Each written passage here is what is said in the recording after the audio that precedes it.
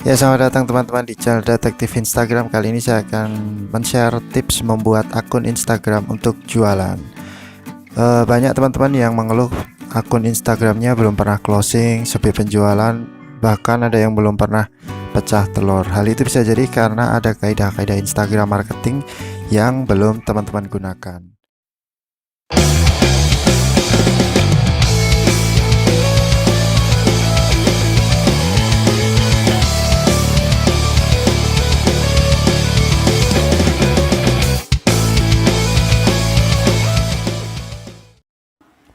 Sebelum membahas secara mendetail, sering ada pertanyaan sebaiknya akun Instagram dibuat bisnis atau personal. Ini masalah selera ya teman-teman. Kalau dibuat bisnis kita bisa melihat data statistik yang lengkap, kalau personal enggak. Lalu kelemahan dari bisnis itu kita tidak bisa sesekali untuk membuat akun kita menjadi private. Dan kalau di personal bisa. Lalu apakah sebaiknya akun itu di private, dikunci, atau dibuka akunnya? Tentu ya dibuka ya teman-teman, karena salah satu penyebab customer tahu dagangan kita adalah mendapati postingan kita via pencarian hashtag. Kalau di akun private, postingan kita hanya dilihat orang-orang yang udah follow kita aja. Kalau follower kita udah 100k lebih ya mungkin nggak masalah, tapi kalau di bawahnya ya mending dibuka aja. Karena calon pembeli yang cek akun online shop yang dikunci biasanya akan langsung cari toko lain. Karena kan request untuk kita confirm butuh waktu juga ya, sedangkan di dunia online siapa yang cepat ya dapat. Kita juga wajib mengamalkan beberapa poin untuk akun Instagram yang digunakan untuk berjualan produk atau jasa. Yang pertama, buat akun seprofesional mungkin. Jangan asal-asalan bikin akun toko online. Yang kedua, buat akun dengan konsep clean and clear, bersih dan rapi, enggak acak-acakan.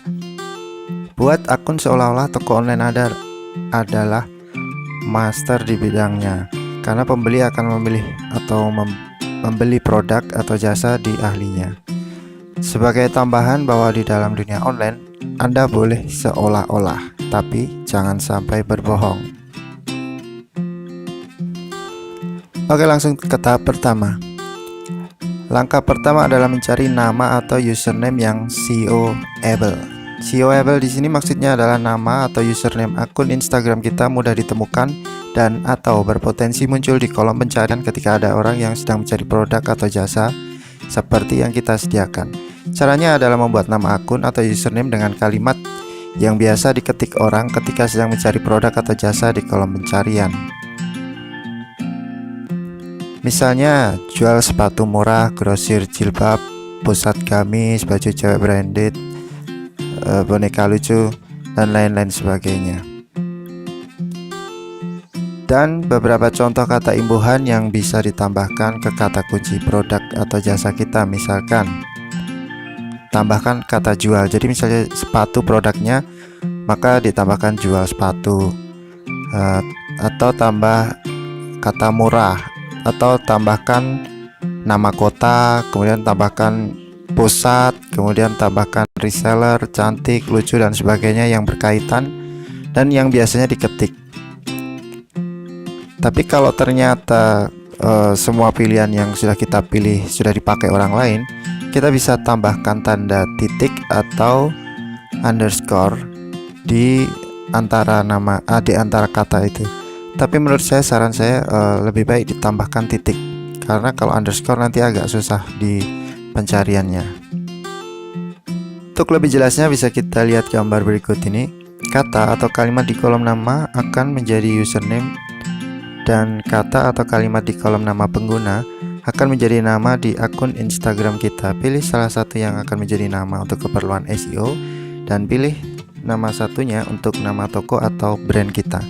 Jangan sampai keduanya nama toko atau brand, dan jangan sampai juga keduanya untuk SEO. Jika kedua nama diubah untuk keperluan SEO, akun Instagram kita akan terlihat kurang profesional karena tidak jelas brand atau nama toko kita. Berikutnya ada logo. Logo penting ya teman-teman. Fungsinya sebagai identitas brand atau toko kita di dunia online. Jika akun kita tidak mempunyai logo, jangan harap pembeli akan melirik dagangan kita, karena logo adalah salah satu syarat mutlak toko kita terlihat profesional. Masih tentang logo, coba teman-teman perhatikan logo berikut ini. Ini adalah perubahan logo lama ke logo baru. dari beberapa perusahaan, klub bola, dan lain-lain. Jika di pikiran teman-teman adalah berubah dari rumit ke simpel, yap betul. Tidak hanya logo di bawah ini, tapi logo perusahaan-perusahaan lain di luar sana pun berubah yang dari awalnya rumit menjadi simpel atau lebih sederhana. Salah satu tujuan dibuat simpel adalah agar logo menjadi mudah dilihat dan diingat. Nah, jadi teman-teman yang mau buat logo bisa menerapkan konsep simpel tersebut ya. Bikin logo bisa ke orang yang menyediakan jasa pembuatan logo, atau teman-teman juga bisa bikin logo sendiri. Stay tune di channel ini terus karena kapan-kapan akan saya share cara bikin logo yang simpel dan mudah hanya dengan HP teman-teman. Masih di profil atau biografi akun Instagram, teman-teman perlu menuliskan penjelasan tentang info produk atau jasa apa yang teman-teman jual. Bisa singkat, padat, dan jelas, tapi spesifik. Karena kalimat di bio atau profil juga mengandung SEO di Instagram. Kalau cukup, teman-teman bisa menambahkan juga hashtag di bio. Karena fitur terbaru Instagram, kita bisa menambahkan hashtag di bio. Selanjutnya ada info kontak. Ini sifatnya wajib, karena jika tidak ada info kontak yang jelas, calon pembeli akan kesulitan menghubungi kita untuk order. Untuk diperhatikan, penulisan nomor HP sebaiknya mengikuti kaidah-kaidah ini. Pisahkan dengan spasi atau tanda titik, karena nomor HP yang ditulis menyatu akan menyulitkan calon customer untuk membaca, untuk disalin. Apalagi kalau nomor HP kita banyak nomornya dan nggak cantik juga nomornya. Dan sebaiknya nomor HP untuk toko online jumlah digitnya sedikit, misalnya 10 digit atau 11 digit. Dan kalau kita susah carinya, bisa kita cari yang nomornya yang cantik. Dan hindari angka yang sama secara berurutan, karena nanti juga akan susah untuk disalin ya. Misalnya 000 di tengahnya itu, atau 7777777 gitu. Yang angka yang sama yang berurutan itu akan menyulitkan calon customer untuk mencatatnya. Yang paling mudah itu biasanya yang ini bergantian 787878 kayak gitu misalnya. Lanjut lagi masih di bio ya. Harus ada informasi dari mana barang dikirim. Tujuannya agar calon pembeli bisa mengira-ngira berapa ongkir dan kecepatan waktu barangnya sampai. Selanjutnya ada menu sorotan atau highlight stories Instagram. Selain terlihat profesional, di menu sorotan kita bisa menambahkan beberapa informasi lain yang belum atau tidak bisa tertampung di kolom bio. Misalnya testimoni, FAQ, tos, dan lain-lain.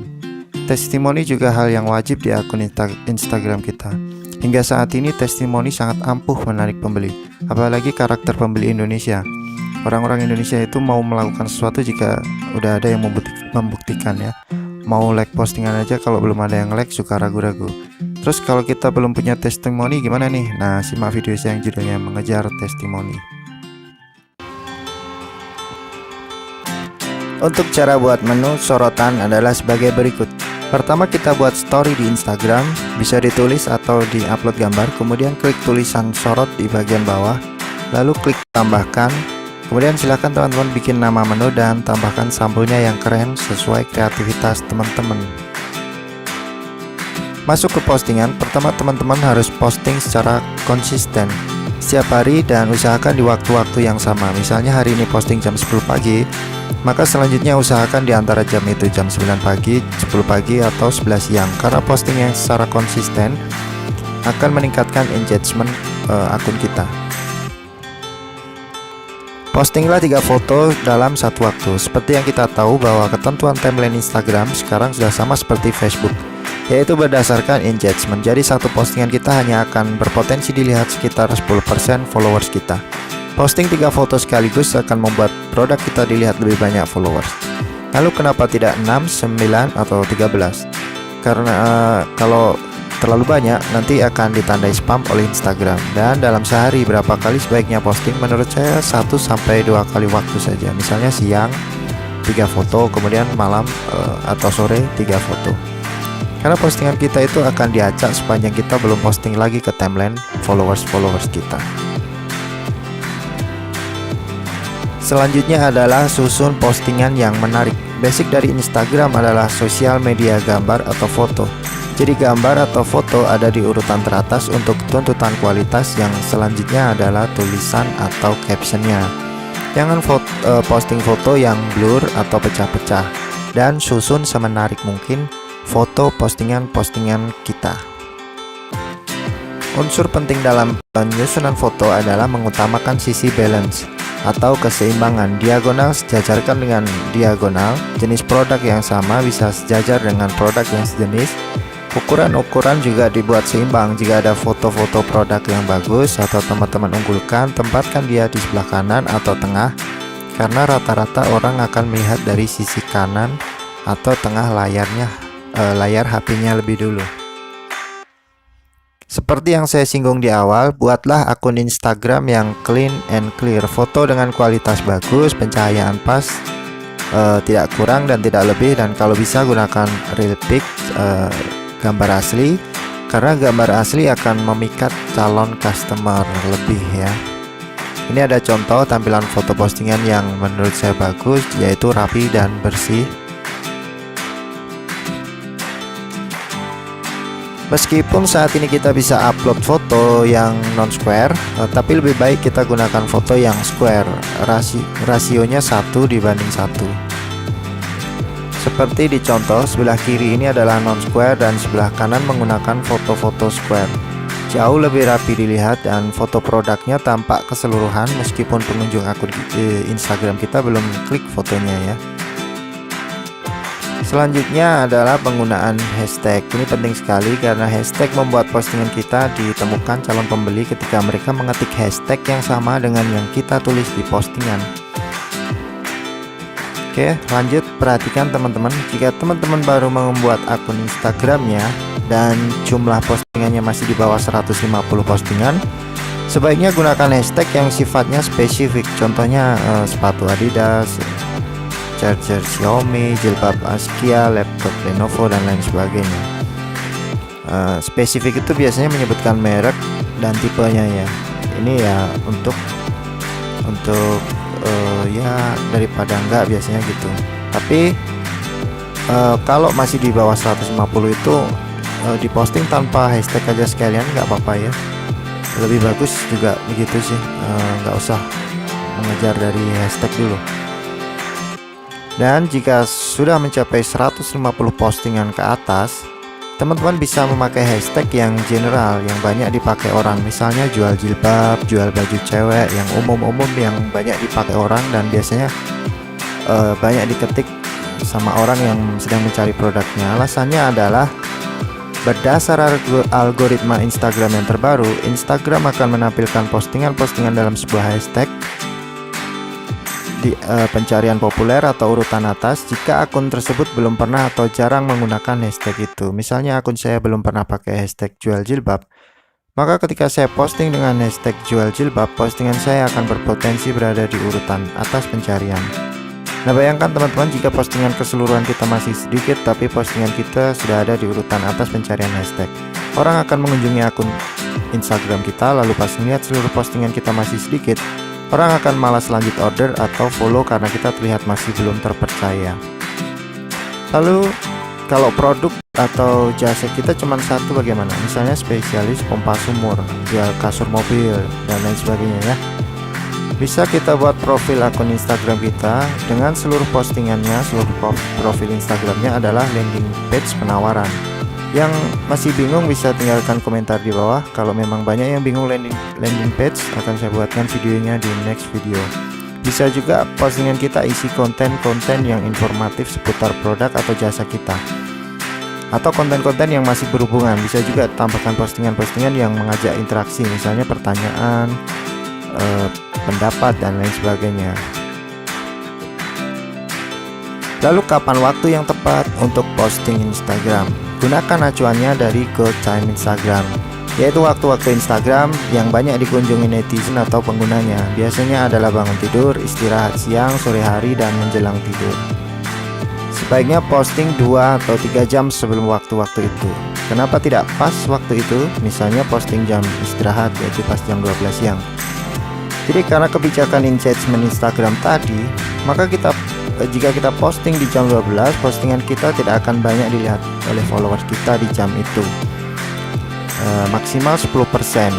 Tapi kalau sebelum itu, nanti pas kita posting nanti ada 10% di awal, kemudian berjalan terus sampai jam istirahat itu. Langkah yang terakhir adalah merawat akun Instagram. Apa aja yang kita rawat akan tumbuh menjadi baik, dan begitu juga dengan Instagram. Nah, untuk Instagram kita bisa aktif melakukan follow. Dengan follow target market kita, maka postingan kita yang berupa info produk atau jasa akan dilihat, dan juga akan membuat followers akun kita bertambah jika mereka fallback. Jangan follow lebih dari 50 akun per jam karena akan ditandai spam oleh Instagram. Follow 30-40 akun per jam maksimal, insya Allah aman. Terus maksimal kita bisa follow itu 7.500 akun ya. Jadi kalau sudah 7.500 kita nggak bisa follow lagi. Nah, sebaiknya jika sudah 7.000-an sebaiknya mulailah unfollow akun-akun itu. Nanti kalau sudah 0 kembali atau jumlah followingnya sudah sedikit, bisa kita mulai follow lagi. Yang perlu diperhatikan adalah jangan follow dan unfollow dalam waktu yang berdekatan. Jadi lebih amannya kita follow terus saja sampai maksimal, kemudian kita unfollow sampai maksimal. Jangan follow terus besok unfollow gitu, nanti akan ditandai spam oleh Instagram. Saran saya jangan rajin follow jika postingan kita itu masih di bawah 100. Akun dengan foto yang sedikit akan membuat target market kita malas fallback dan order setelah kita follow. Sering-seringlah berkomentar di postingan mereka secara bergantian dan merata. Isi komentar yang natural, jangan seperti robot, dan jangan berkomentar hanya dengan emot-emot smile dan sebagainya tanpa ada kata-kata. Dan jangan langsung berkomentar hard selling atau langsung nawarin dagangan. Ingat ya, sifat orang Indonesia itu suka belanja tapi nggak suka diiklanin. Jadi hindari komentar misalnya kunjungi IG kami, cek IG kami dan sebagainya. Sebaiknya natural, sifatnya memuji atau yang berkaitan dengan foto. Misalnya, wah bener juga ya kak, setuju banget nih sama captionnya, wah lucu dedeknya, namanya siapa nih kak. Terus bisa juga bisanya berupa pertanyaan, ini di mana ya kak, dan lain-lain. Silahkan teman-teman cari sendiri komentar-komentar apa yang biasanya pemilik postingan itu akan suka kalau membacanya. Karena jika nggak suka lalu klik report spam, dan jika yang report banyak nanti IG teman-teman bisa kena teguran bahkan sampai dihapus oleh Instagram. Meskipun mampu menaikkan interaksi, saran saya tetap jangan berlebihan dalam menggunakan follow, like, dan komen, karena jika berlebihan tetap akan ditandai spam oleh Instagram. Dan jika teman-teman merasa capek karena kalau melakukan satu persatu secara manual itu kan pegel juga jempolnya, teman-teman bisa pakai tools optimasi Instagram, misalnya IG Response, IG Blaster. Ada banyak sekali di luar sana yang akan menjalankan tugas-tugas itu secara otomatis. Maksimalkan juga fitur Instagram Stories, karena nggak semua postingan akan muncul di timeline followers, maka bisa dibantu dengan Instagram Stories. Manfaatkan juga fitur-fitur di dalam Stories seperti tagar atau hashtag, jejak pendapat, dan pertanyaan, karena ketiganya ampuh meningkatkan interaksi kita dengan followers. Jika interaksi kita naik, maka engagement atau kesempatan post kita dilihat orang akan semakin tinggi.